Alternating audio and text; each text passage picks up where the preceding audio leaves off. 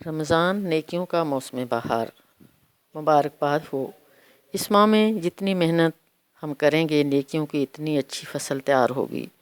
زمین کی طرح ہم سب کے دل نرم اور آنکھیں نم ہوں گی، اور اس میں ہم سب کا ایمان جو ہے وہ پھلے پھولے گا اور نیکیوں کی فصل لہلہا اٹھے گی۔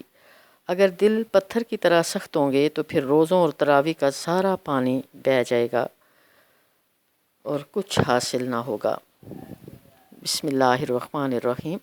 اللہ رب العزت کا اتنا بڑا احسان اور فضل و کرم ہے کہ اجر و ثواب کے بیش بہا خزانوں سے لبریز رمضان کا مہینہ ایک بار پھر ہم پہ سایہ فگن ہو رہا ہے۔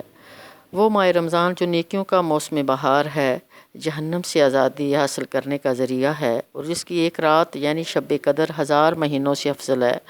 یہ مہینہ مسلمانوں کی دینی اور روحانی تربیت کا مہینہ ہے۔ اس کے دوران اللہ تعالیٰ کی رحمتوں اور بخششوں کا ٹھاٹھے مارتا ہوا سمندر پورے جوش و خروش پر ہوتا ہے۔ جو سچے دل سے معافی مانگتا ہے اس کے سارے گناہ معاف کر دیے جاتے ہیں۔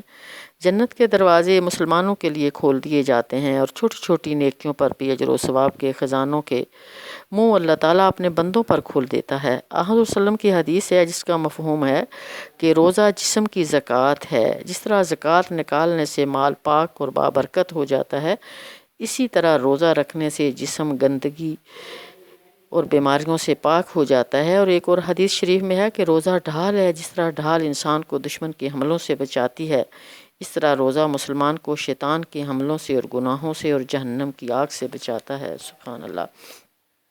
چنانچہ ان بیش بہا لمحات سے پورا فائدہ اٹھانے کے لیے تیار ہو جائیے اور رمضان المبارک کا پرجوش استقبال کیجیے۔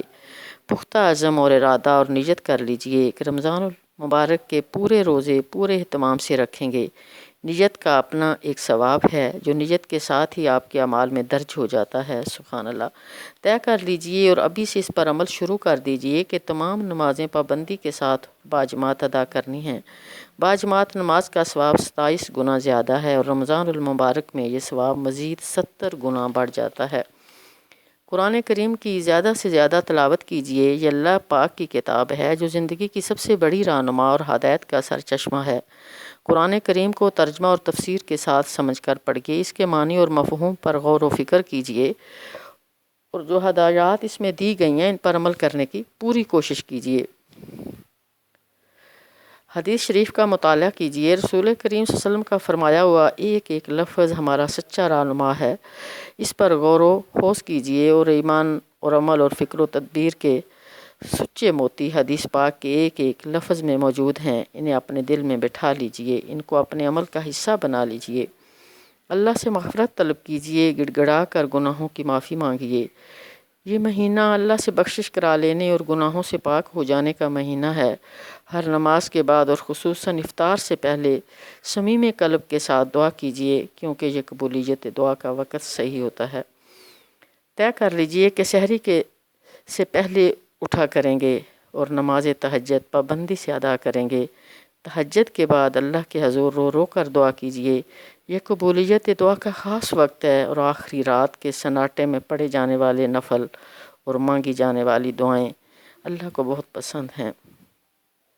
مسنون دعائیں اور وظائف بکثرت پڑھیے اور اپنا دامن اعمال و اجر و ثواب سے بھر لیجیے۔ رسول کریم صلی اللہ علیہ وسلم کی بتائی ہوئی بہت سی جامع دعائیں اور وظائف ہیں جن کو معمول بنا لینا چاہیے اور ان کی تسبیحات پڑھی جانی چاہیے۔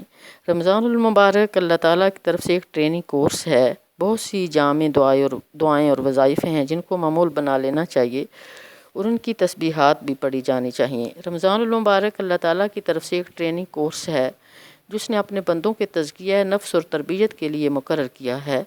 طے کر لیجئے کہ آپ اس سنہری موقع سے فائدہ اٹھا کر اپنی بھرپور دینی تربیت کریں گی اور خود کو ایک پکا باعمل مسلمان بنائیں گے۔ ہر کام کرنے سے پہلے ہم سب یہ دیکھیں گے کہ اللہ کا حکم کیا ہے، صرف وہی کریں گے جو اللہ کو پسند ہے، اور تمام کاموں اور باتوں سے بچیں گے جو اللہ کو ناپسند ہیں۔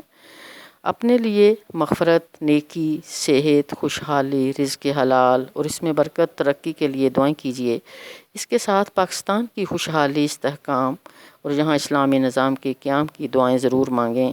پورے عالم اسلام کے لیے دعائے خیر کیجیے۔ خاص طور پر کشمیر کے مظلوم مسلمانوں کے حق میں دعا کیجیے کہ اللہ تعالیٰ مجاہدین کشمیر کو جلد از جلد فتح مبین عطا فرمائے اور بھارت کو ناکام و نامراد کر دے اور کشمیر پاکستان میں شامل ہو جائے۔ بھارت کے مسلمان ہندوؤں کے ظلم و ستم سے نجات پائیں اور دنیا بھر میں جہاں بھی مسلمان پریشان ہوں ان پریشانیوں سے نجات پائیں، خصوصاً فلسطین میں جہاں اسرائیل کے مظالم کا سلسلہ جاری ہے۔ اللہ تعالیٰ اس فلسطین کی مدد کرے اور ان کو ہمت اور حوصلہ دے اور مسلم ممالک کے حکمرانوں کو توفیق دے کہ وہ حق کے لیے مضبوط موقف اختیار کریں۔ اللہ تعالیٰ ہم سب کو پکا اور مومن بنائے اور ہم اس کے محبوب اور پسندیدہ بندے بن جائیں، آمین۔